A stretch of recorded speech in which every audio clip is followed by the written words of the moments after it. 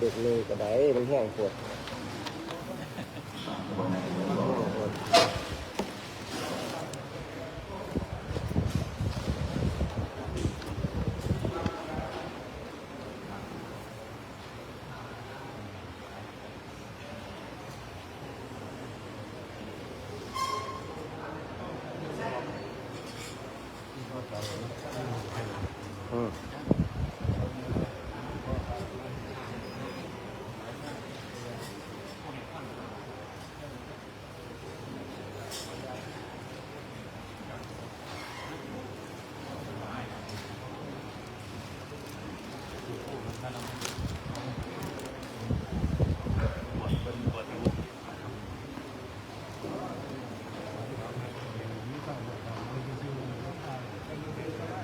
ถือว่าเป็นมงคลกับพี่น้อง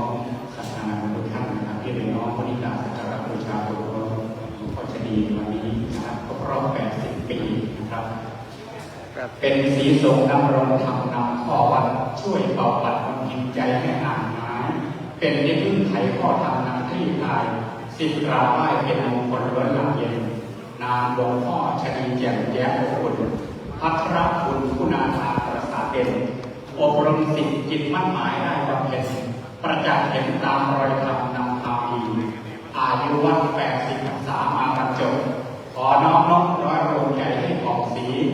ร่มโพใจให้อบอุ่นบุญมากมีรุ่งเรืองยิ่งกลางวัดใหม่ให้สิงามด้วยพรชัยในโลกามาเรียงร้อยด้วยกลิ่นสร้อยทำประเสริฐเลิศโลกสามด้วยคุณสิทธิ์ระบินไปในทุกอย่างเด่นล้ำงามมวลติดหมายได้บูชา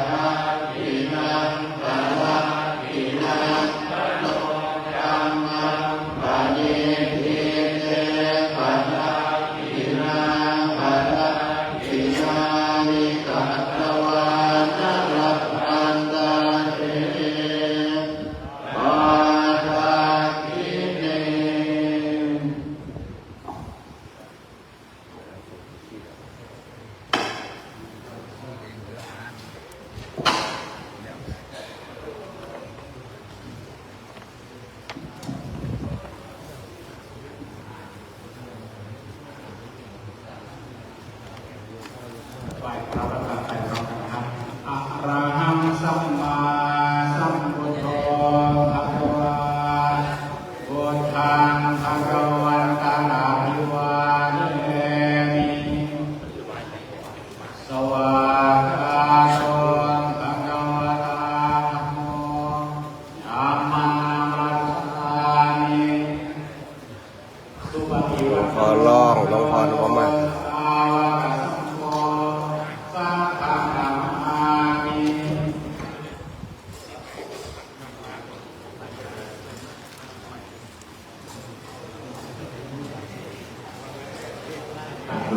ตัวคนขับรถรับของคนขับรถคนรถนะครับคนขับรถของแม่ภรรยาเดินขึ้นมาที่นะครับรถสำนักนะครับ80 ปีหลวงปู่ชดีหรือพระครูพัทรคุณารามวัดบ้านตาลหลวงปู่คำบอก